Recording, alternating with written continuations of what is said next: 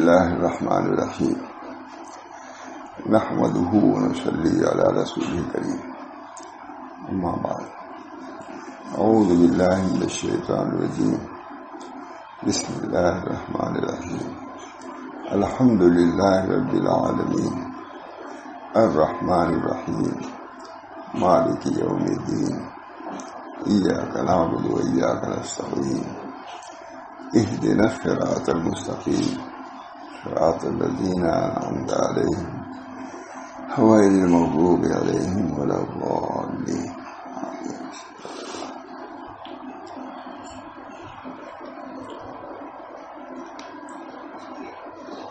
ابھی کل ہی میں نے طریق کے اصول کو سنایا تھا. ہمارے بزرگان دین صوفیہ کرام طریق کے اصول کو بیان فرماتے رہتے ہیں. اسی کتاب میں معلوم نہیں کتنے اصول بیان کیے، کوئی 5 بیان کرتا ہے، کوئی 7 بیان کرتا ہے. یہ اصول کو اختیار کرو گے تو آخرت تک پہنچ جاؤ گے. اصول طریق کے اصول، اس کا طریق اللہ کا طریق، اللہ کا راستہ، اس سے باقی کوئی راستہ نہیں ہے. ہر جگہ کا راستہ بھولا بھٹکا آدمی بمبئی پہنچ جائے گا، جہاں چاہے پہنچ جائے گا. 1 سال پہنچے، 2 سال پہنچے، مگر اللہ تک پہنچنے کے لیے وہی طریقہ متعین ہے جو اللہ رسول نے بتلایا ہے. اس میں کسی کو دخل نہیں ہے.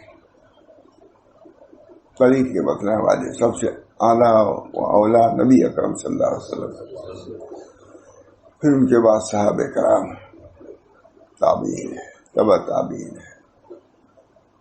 کتنے شعبے ہیں، سب کے لیے ایک ایک جماعتیں ہیں. عقائد کی اصلاح کے لیے، اس کے تبیین کے لیے متکلمین ہیں، احکام کو بیان کرنے کے لیے فقہا ہیں، اور نبی اکرم صلی اللہ علیہ وسلم کی باقی چیزوں کی تشریح کے لیے صوفیہ کرام.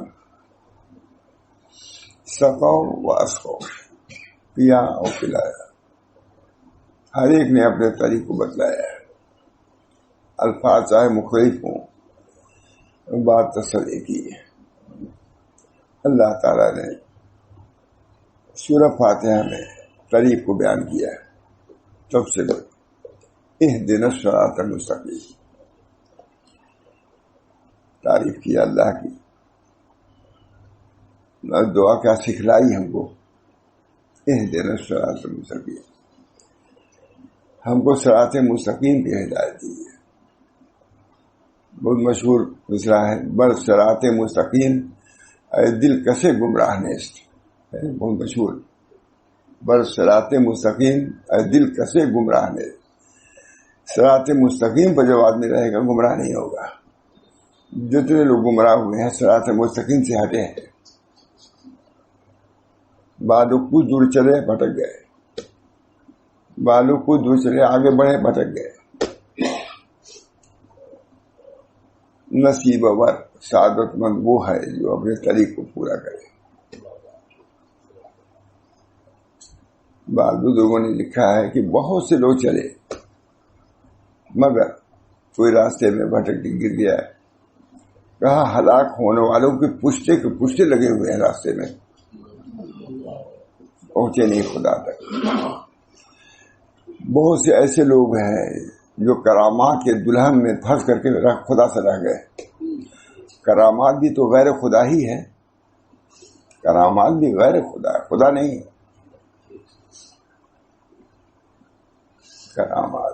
کرامات کے دلہنوں میں پھنس کے رہ گئے، اسی کو مقصود سمجھ لیا ہے، خدا وہ نہیں ہے. سخت خوش مستی والے اے بلحسن، سخت خوش مستی والے اے بلحسن، پارے راحت تا بینا شدن. بہت اللہ تعالیٰ جس کو پار گھر لگا دے اس کی عنایت ہے. حضرت مولانا یعقوب صاحب صدر المسیح صدر دارالعلوم دیوبند، حضرت حاجی رحمۃ اللہ کو استاد خاص، وہ کہتے ہیں کہ راستہ لکھوں کا سال میں بھی طے نہیں ہو سکتا خدا کے یہ طریق اور راستہ لکھوں سال میں بھی طے نہیں ہو سکتا، کتنی مشقت ہے، مگر جس کا اللہ کا فضل ہو جائے تو منٹوں میں ہو جاتا ہے۔ وہی جب بلاویں تو کیا ہے، اللہ تعالیٰ سے لو لگانا اور طریق کو بھی طلب کرنا کہ اللہ صحیح راستہ ہم کو دکھا دیجیے۔ اہدنا الصراط المستقیم۔ علامہ ابن تیمیہ نے لکھا ہے کہ جیسے یہ سورت جامع السور ہے، تمام سورتوں میں جامع کون سورت ہے؟ سورہ فاتحہ ہے۔ یہ دعا اہدنا الصراط المستقیم جامع الادعیہ ہے۔ ہدایت بہت بڑی چیز ہے، ہدایت کی دعا بار بار سکھائی گئی ہے، نبی بھی کہتا ہے اہدنا الصراط المستقیم، یہ معمولی دعا نہیں ہے۔ اہدنا الصراط المستقیم، اللہ تعالیٰ صراط مستقیم کی ہدایت فرمائے۔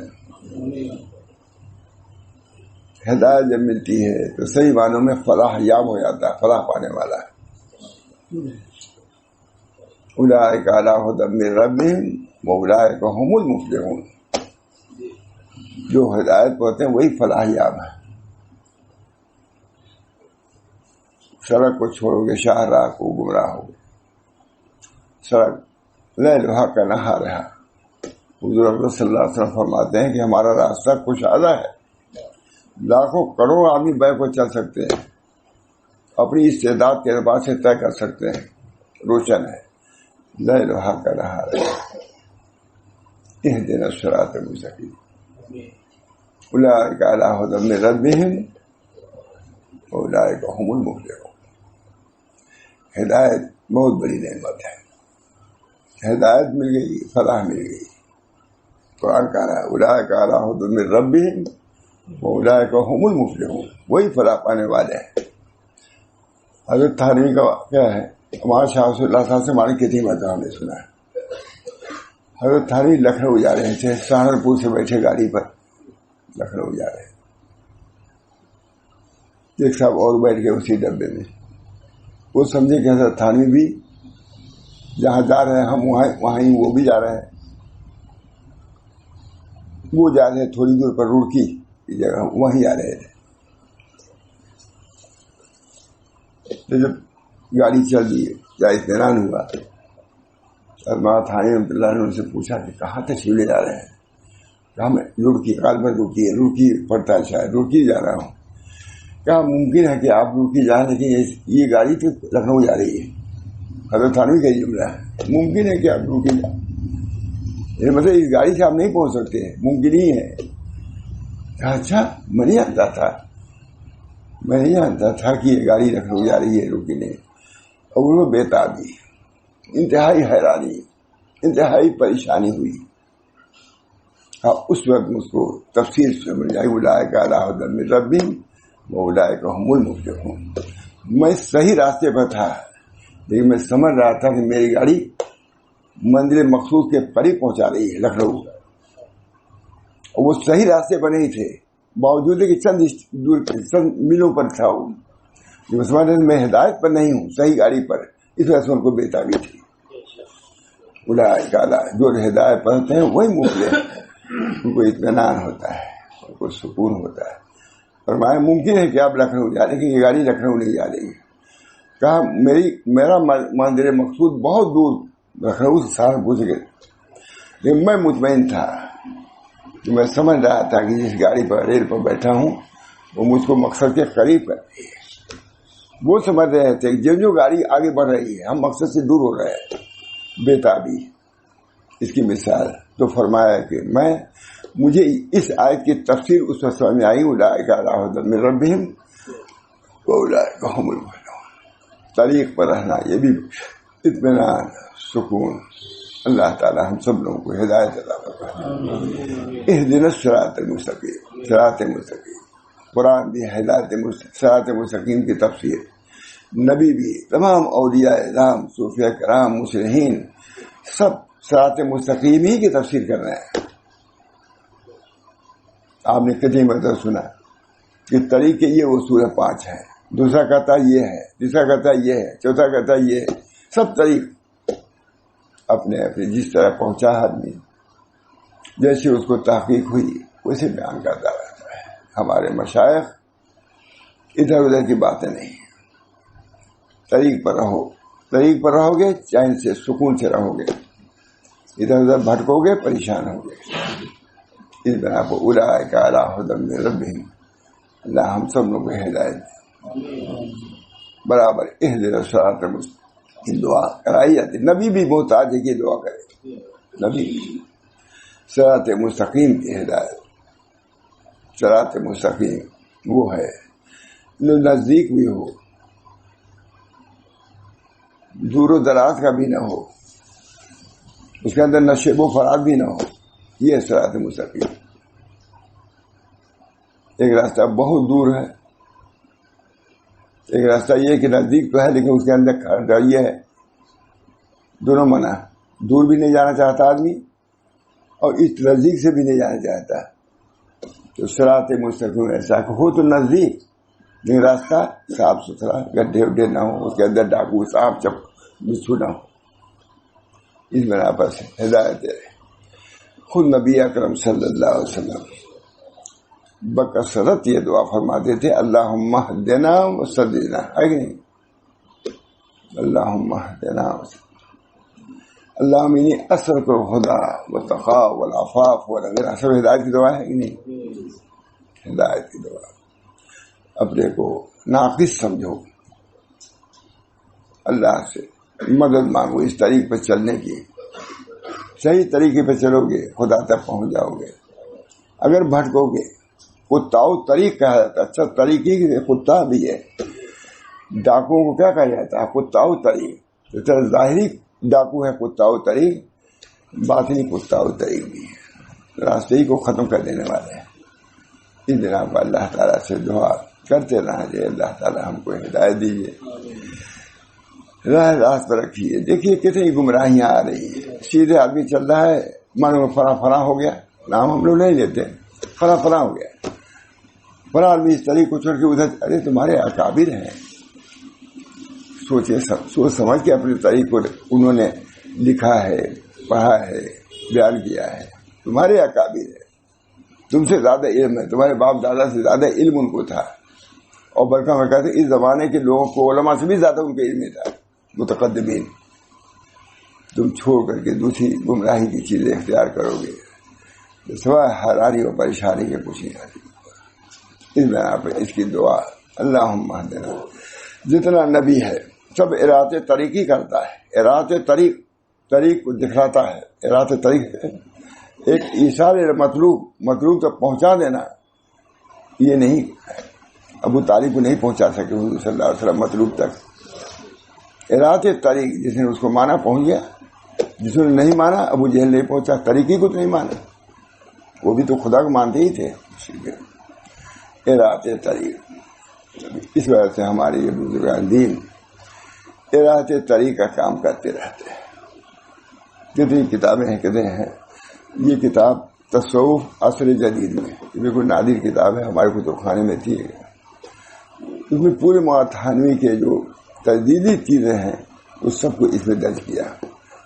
وہ اسے دیکھا تو میں نے دیکھا اس کو، تو میں نے کہا کہ آپ لوگ بھی سنا دوں تھوڑا سا.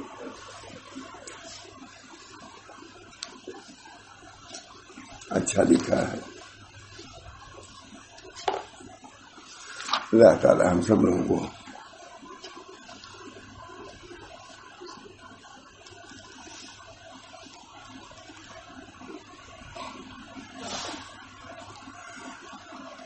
فرما رہے ہیں. اس آپ لکھ رہے ہیں مولانا تھانوی کا طریق بیت ان دونوں طبقوں سے بالکل مختلف اور جدا گانا تھا. بیت تو سبھی لوگ اس زمانے میں بھی کرتے تھے. حضرت کا طریق ایک خاص انداز کا تھا. آتی ہی اس کو بتا دیتے کہ یہ طریق ہے بھائی، اگر اس پر رہنا ہے تو بیت ہو. بہت سی جگہ چلے جاتے صاف فرماتے ہیں. وہاں تھانوی کا طریق بیت ان دونوں طبقوں سے بالکل مختلف اور جداگانہ تھا. اور حقیقت یہ ہے کہ ان کا طریق تربیت قرآن اور حامل قرآن کے طریق اور تربیت کے آئین مطابق تھا. قرآن جو کہہ رہا ہے تربیت کا انداز، تربیت کے جو اصول قرآن نے بیان کیا ہے اسی کے مطابق انہوں نے رکھا، سارے منہ تجاوز نہیں کیا. انہوں نے اپنے طریقے تربیت میں انسانی نفسیات اور جبلت کو پورے طور پر مرہون رکھا، جیسا خود قرآن حامل قرآن نے ایسا کیا ہے. قرآن نے بھی طباع کے اعتبار سے، مزاج کے اعتبار سے طریق کو بیان کیا ہے.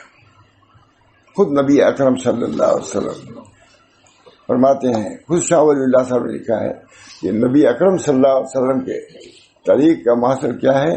کہتے ہیں رسوم جاہلیت پر کام کیا ہے. رسوم جاہلیت اس کو سامنے رکھا. حضور شاہ ولی اللہ صاحب لکھتے ہیں، بہت اس کو کہتے تھے رسوم جاہلیت کو سامنے لکھا، اسی میں ترمیم کر کے اچھا خاصا رہ کر کے پیش کر دیا. انہی رسولوں میں فرماتے جیسے لکڑی ہے چھاڑ کر کے تپائی جاتی تھی، کہتے تھے ادھر لکڑی ہے ادھر لکڑی پھینکی، بڑھئی کیا کرتا ہے یہ لیا وہ لیا صاف کر کے یہ سب پیش کر دیا. یہ تو وہی ہے، یہ ہے یہ ہے. اسی طرح نبی اکرم صلی اللہ علیہ وسلم کے سامنے رسوم جاہلیت کفار کے رسوم تھے، اسی کو مرتب کر کے دین محمدی کو پیش کر دیا ہے. ہمارے دین کی بنیاد رسوم جاہلیت ہے، لیکن ان رسوم کو حقائق عالمیت بنا دیا ہے. نبی کا یہ کام تھا، اثر نو نہیں کیا. بہت سی چیزیں ایسی تھیں جو دین ابراہیمی کی، ابراہیم علیہ السلام کی دین کے رسوم عبادات تھیں جاہلوں کفار کے، لیکن حضور صلی اللہ علیہ وسلم نے سب کو نیست و نابود نہیں کیا، اسی کو مرتب کر کے پیش کر دیا ہے. دین کامل الیوم اکملت لکم دینکم واتممت علیکم نعمتی ورضیت لکم الاسلام دینا. ہمارا دین. شاہ ولی اللہ صاحب حکیم الامت، ان کو کہا گیا پہلے حکیم الامت. انہوں نے جو حجت اللہ بارگاہ لکھا ہے کہ اب تک کہیں دنیا میں اسی کتاب نہیں لکھی گئی، عرب بھی لوہا مانتے ہیں اس کو. رسوم جاہلیت انہوں نے لکھا کہ حضور کے پورے اصلاحات کی بنیاد رسوم جاہلیت پر تھی. اور اس کی مثال حضرت دیتے تھے، یہ لکڑی یہ لکڑی لکڑی ہے، اسی کو بڑھئی کیا کرتا ہے چھیلتا ہے چلتا ہے. اور تپائی سامنے رہتی تھی بڑی خوبصورت، یہ تو بہت زیادہ خوبصورت، لیکن تپائی رہتی خوبصورت. یہ تپائی انہی لکڑیوں سے ہے جو پھینکی پھینکی پھر رہی ہے. کام بھی بڑھئی آتا ہے اس کو چھیلتا ہے کرتا ہے بڑا ہے. اسی طرح نبی اکرم صلی اللہ علیہ وسلم جو متفرق چیزیں تھیں ابراہیم علیہ السلام کی، جس کا انداز لوگوں نے بدل دیا تھا، حضور نے اس کو صحیح انداز پر پیش کیا، اور وہی دین کامل ہے. الیوم اکملت لکم دینکم واتممت علیکم نعمتی ورضیت لکم الاسلام دینا. رسوم جاہلیت آپ نکل نہیں سکتے. آپ کو بھی جب اصلاح کرنی ہوگی تو آپ کو سامنے رکھنا ہوگا کہ اس وقت کس چیز میں مبتلا ہے، امت کس چیز میں مبتلا ہے. تو بغور آپ کو دیکھنا ہوگا، تب اصلاح کر سکتے ہیں. اکثر آپ انکار کریں گے تو کوئی بات آپ کی نہیں سنے گا. آپ کو صحیح طریقے سے دین کو ادعو الی ربک بالحکمۃ والموعظہ وجادلہم باللتی ہی احسن، ہے کہ نہیں؟ ہم سمجھو تو توفیق دے، تبلیغ کی بھی توفیق صحیح طریقے سے دے. ادعو الی ربک، یہ دعوتی تو ہے. خدا ادعو کا لفظ ہی کہہ رہا ہے، ادعو الی ربک سبیل ربک، سبیل ربک، تمہارے رب کی طرف راستہ جو ہے طریق، یہ سبیل طریقے ایک ہی چیز ہے. ادعو الی سبیل ربک بالحکمۃ والموعظۃ وجادلہم باللتی احسن. لڑائی بھی نہ کرو، جنگ بھی اگر ہو تو وہ بھی احسن طریقے سے ہو. جیسے اس زمانے کی جنگ ہے نہیں، حکمت کے ساتھ بلاؤ، علم کے ساتھ ہے. اگر کہیں جدال کی ضرورت ہو تو جدال میں بھوڈا پل اور جاہلیت نہیں آنا چاہیے، اس کو بھی آسان طریقے سے کرو. ادعو الی سبیل ربک بالحکمۃ والموعظۃ وجادلہم باللتی احسن. پوری تفصیل علماء لکھا ہے، اس پر معمولی کی آیت تھوڑی نہ ہے. تبلیغ کی تو بنیاد یہی آیت ہے. کتنے لوگ جانتے ہیں؟ اللہ تعالی ہم سب لوگوں کو صحیح دین کی شناخت اور اس کے طریق کی شناخت عطا فرمائے. ادعو الی سبیل ربک. ہمارا دین ممہد ہے، ہمارا دین ممہد ہے، کتاب و سنت سے مؤید ہے. ہمارا طریقنا ممہد مشید، سیدنا رفاعی فرماتے وہ عبد القادر جیلانی، طریقنا مشید بالکتاب و سنت. ہمارا طریق مدلل ہے کتاب و سنت سے. حضرت تھانی انہی لوگوں میں سے تھے. انہوں نے طریق کو پیش کیا ہے کتاب و سنت سے.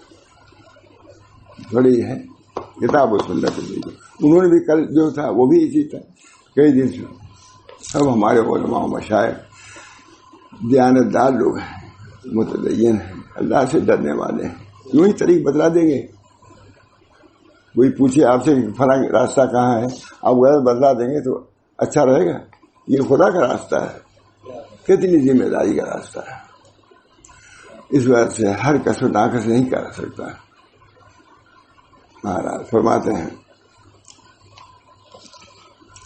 ان کا طریق تربیت قرآن اور حامل قرآن کے طریق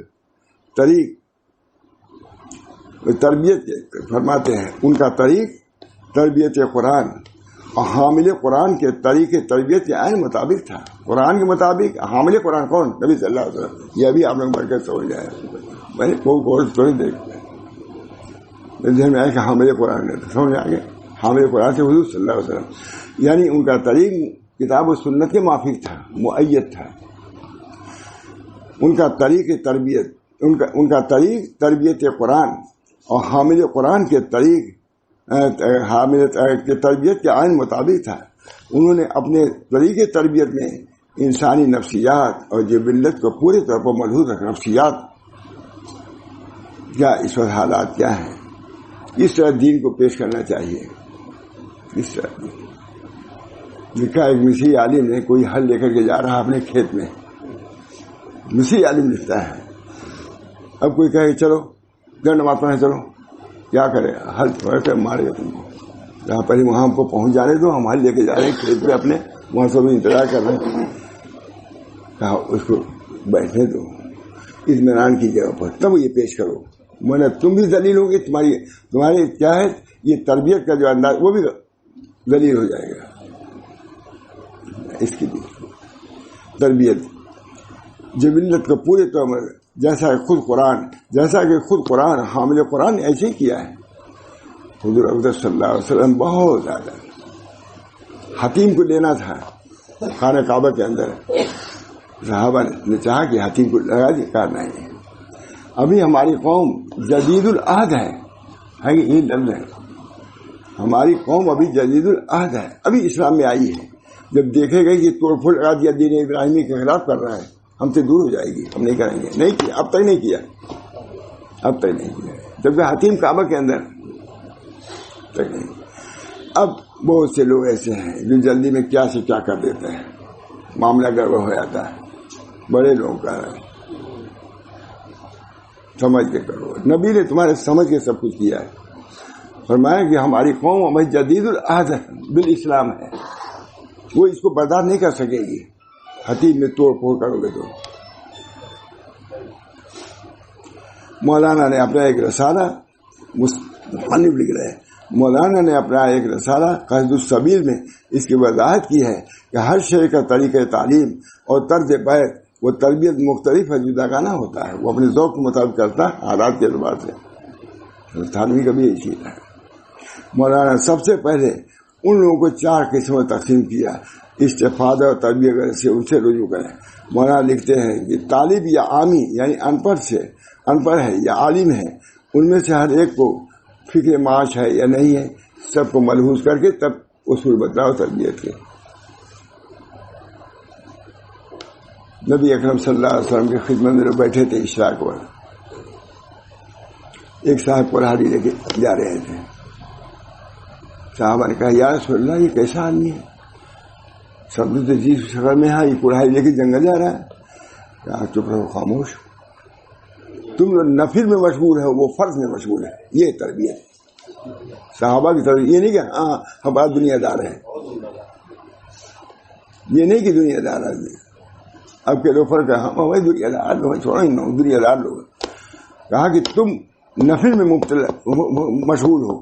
میں اشراق سے بیٹھا نفل ہی تو ہے, اور وہ اپنے بچوں کے لیے کلہاڑی لے کے جا رہا ہے. وہاں جنگل سے لکڑی کاٹے گا, بازار میں بیچے گا, اپنے لڑکوں کو کھلائے گا. وہ فرض میں مبتلا ہے, تم نفل میں مبتلا. یہ ہے تربیت, نبی کی تربیت. جب اس چیز کو معلوم ہوگا تب شیخ صحیح تربیت کر سکتا ہے. اناڑی اناڑی پہ ایک بات یاد آئی، بہت ہم نے سنا ہے طرح سے کہ ایک صاحب نے آ کے کہا اپنے شیخ سے کہ حضرت میں تو شیطان ہو گیا. حاجی صاحب بیان کرتے تھے، کہا کہ میں تو شیطان ہو گیا. کہا لا حول ولا قوت الا باللہ. وہ دیوار سے مارا ٹھگیا، مر گیا، ختم. حاجی صاحب نے کہا کہ شیخ اناڑی تھا، نہا کے ایک آدمی کی جان کو لے لیا.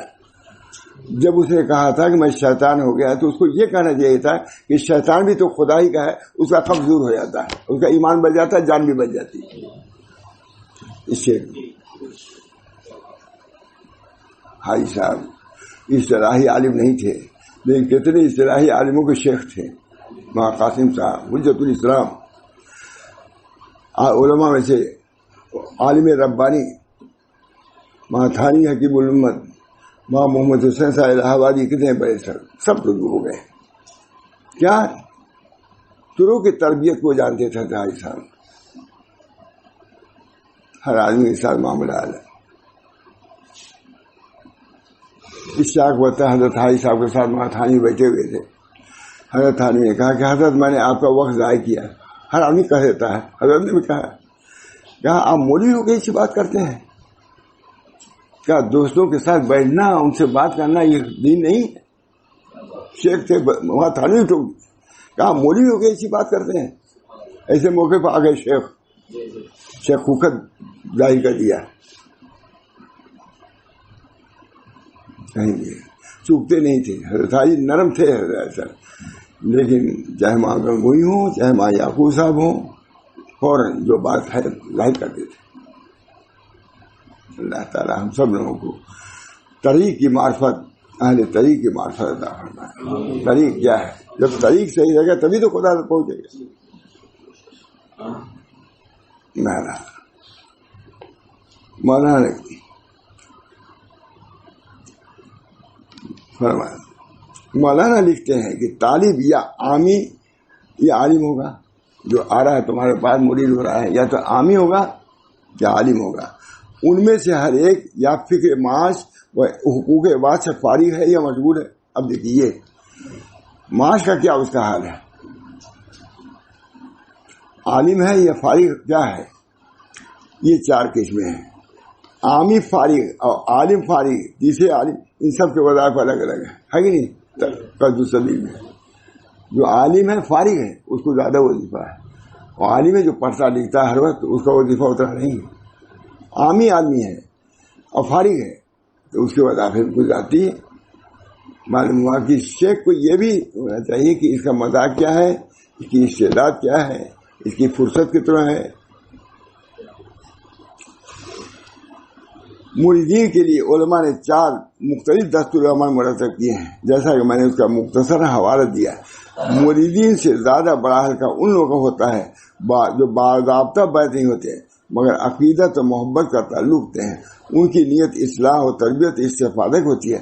ایسے لوگوں کے مولانا نے الگ ہدایت نامہ مرتب کر دیا ہے. جو مرید ہوئے ان کے لیے تو الگ ہے، جو ہے مرید نہیں ہے ان کے لیے الگ، جس میں ان کی مکمل رہنمائی کی ہے. ہر آدمی جو آیا طالب ہو کر کے، اب اس کی حیثیت کیا ہے، عالم ہے تمہارا مرید ہے کہ نہیں ہے، سب کے متعلق الگ الگ رہنمائی. یہ نہیں کہ ایک نسخہ ایک ہی لاٹھی سب کو ہانک دیا. شیخ کو مستعد بالرائے ہونا چاہیے، رائے میں استقرار ہونا چاہیے، طریق کا عارف ہونا چاہیے، تربیت کا اصول سے آگاہی ہونا چاہیے. اصول تربیت جس میں ان کی مکمل رہنمائی کی ہے، وہ اپنے اوقات زندگی کیسے گزاریں.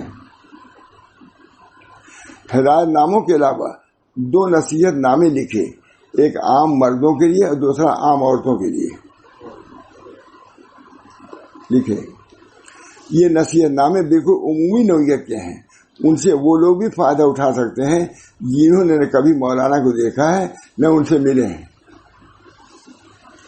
حتیٰ کہ ان کی کتابیں معاہد بھی نہیں پڑھے ہیں، لیکن وہ اگر پڑھ لیں تو معلوم ہو جائے گا کیا ہے. اس تجزیے اور اہتمام سے یہ بات واضح ہو جاتی ہے کہ مولانا نے معاشرے کے کسی طبقے، کسی صرف کسی فرد کو نظر انداز نہیں کیا ہے. عالم کے لیے بھی ہے، عامی کے لیے بھی ہے، عورتوں کے لیے بھی ہے، مرد، سب کے لیے ہدایت. مولانا بہشتی زیور ہی لکھا معمولی بات ہے. ہمارے حضرت بہت کہتے تھے، 2 کتابیں ہی تعریف کرتے تھے. ایک مناظر مقبول کی حضرت تھانوی نے جمع کیا تھی، اور بہشتی زیور پورے مسائل جو ضروری ہیں. ایک یہاں تھے شمس الرحمان فاروقی صاحب، بہت بڑے ادیب تھے لیکن بزرگ. کہتے مولانا جو بہشتی زیور لکھا ہے ادبی اعتبار سے اس کا کوئی درجہ ہے، کوئی اس درجے کو نہیں پہنچ سکتا.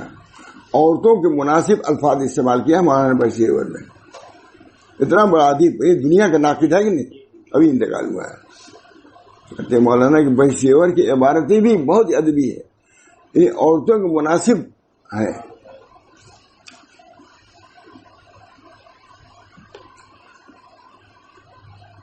مولانا نے خود اس حقیقت کی طرف اشارہ کیا ہے اور اپنی تحریر میں لکھا ہے کہ ہر شخص کی طبیعت جدا ہے.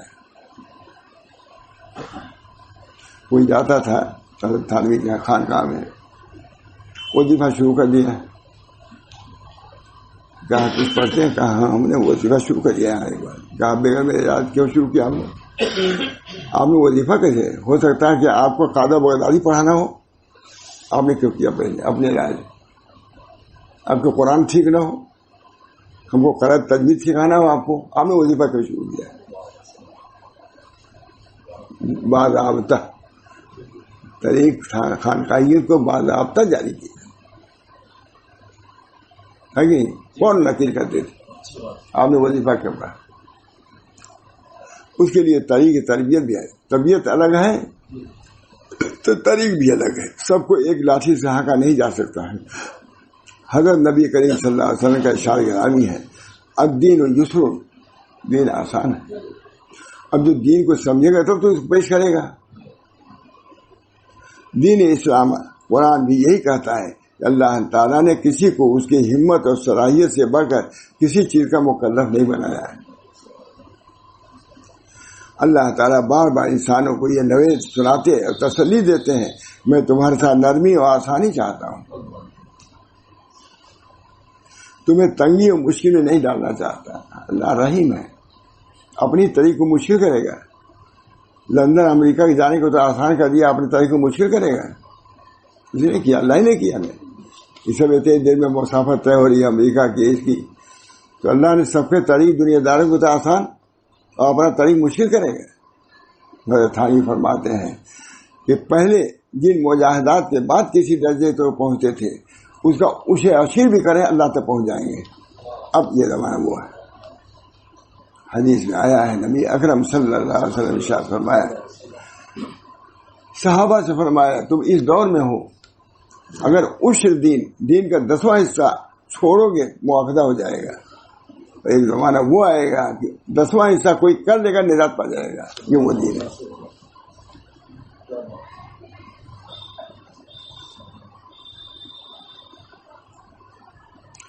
انسانوں کو میں تمہارے ساتھ نرمی اور آسانی چاہتا ہوں، تمہیں تنگی اور مشکل میں نہیں ڈالنا ہے. خدا کا رہا اس قرآنی اصول اور پیغمبرانہ طریق پر کتنے حضرات جو رشد ہدایت کے منصب پر ہیں عمل کر رہے ہیں. ماتھانی لکھ رہے ہیں، سنانا ضروری تھا کہ ہے کہ نہیں. جو اصول طریق بیان کرتا ہے خود اپنے لیے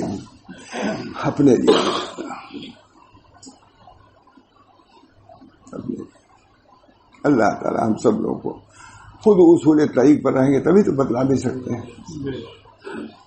اصول تفسیر ہے، اصول فقہ کو پڑھاتے ہیں آپ لوگ، ہے کہ نہیں؟ اصول طریق بھی تو ہے، اس کا بھی جاننا ضروری ہے تب پڑھا سکتا ہے. ظاہر سے اجہر اتنا عرض کرنے کی اجازت ضرور چاہوں.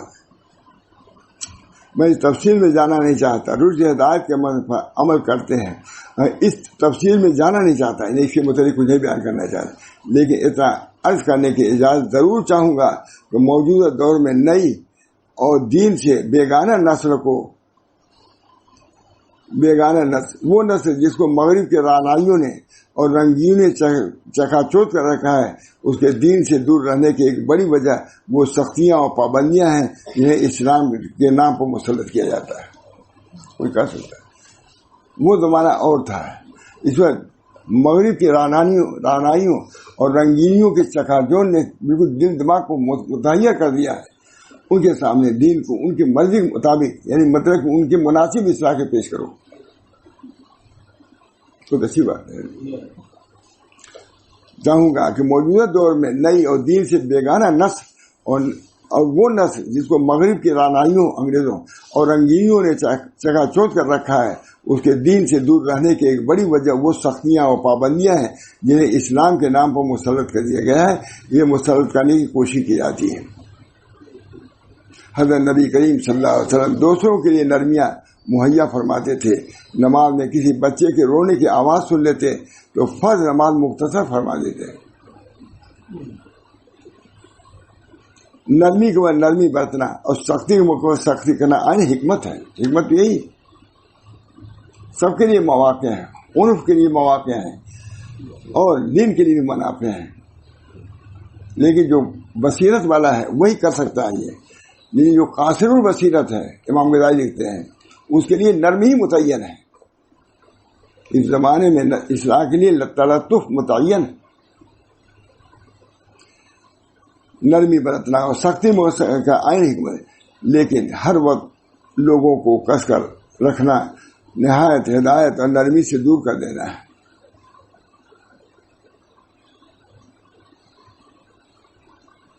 مولانا ہمیشہ اسی حکمت اور دانائی پر عمل کرتے تھے۔ بہت اچھا لکھا ہے، کتابیں کہیں بڑی ہے، پورے خلاصہ ہے۔ ایسے واقعات سے ان کی تحریریں بھاری پڑی ہیں۔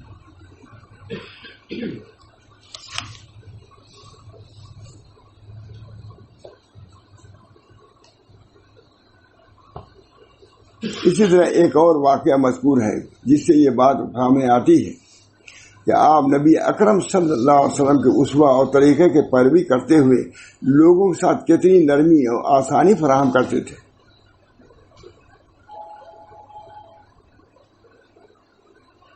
ایک حاجی صاحب جو تھانہ بھون کے رہنے والے تھے، وہ نماز نہیں پڑھا کرتے تھے۔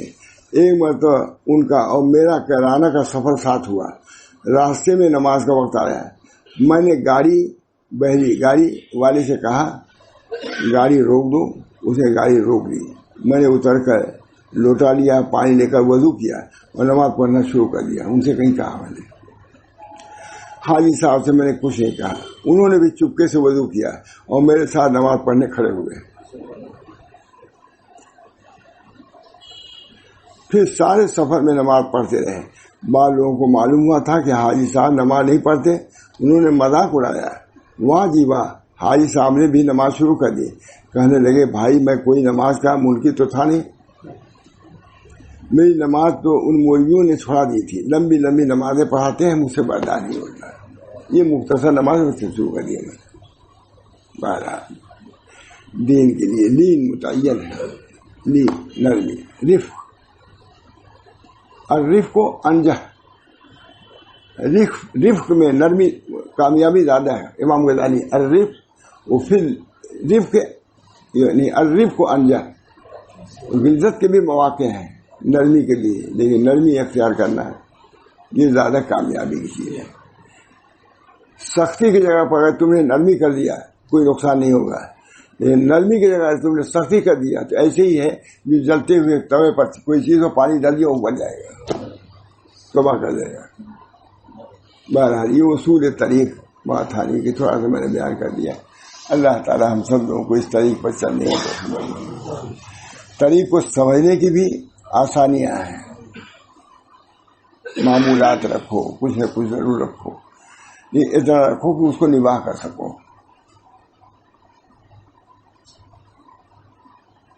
جس پر مداومت ہو سکے۔ خود نبی اکرم صلی اللہ علیہ وسلم نے، وہی صحابی تھے بہت زیادہ پڑھنا چاہتے تھے، بہت روزہ رکھ رہے، فرمایا کہ نہیں اتنا نہ کرو، نہیں نبھا پاؤ گے، لیکن نہیں مانے۔ اخیر وہ کہتے کاش کہ میں حضور کی رخصت قبول کر لیے ہوتا، کاش کہ میں ہمارے حضرت وغیرہ بھی ایسی اللہ تعالیٰ نے ماں تھانوی کو بہت معیار بنا کے بنایا. اب بات آگے ایشور سے کہا جنہوں نے کہا یہ بیان بات نہیں. بہرحال ہم لوگ اسی سلسلے کے ہیں، تعلق ہے. اور ہمارے سلسلہ کیا، ماں تھانوی کے سبھی کی سلسلہ اپنے اکابر میں سے ہیں. نرمی لفظ سے کہو بھی نرمی کے ساتھ، لفظ کے ساتھ چلو بھی، لفظ کے ساتھ اعتدال کے ساتھ. بچوں کی تربیت کا خیال نرمی کے ساتھ سمجھا بجھا کے کرو. بہت کہتے تھے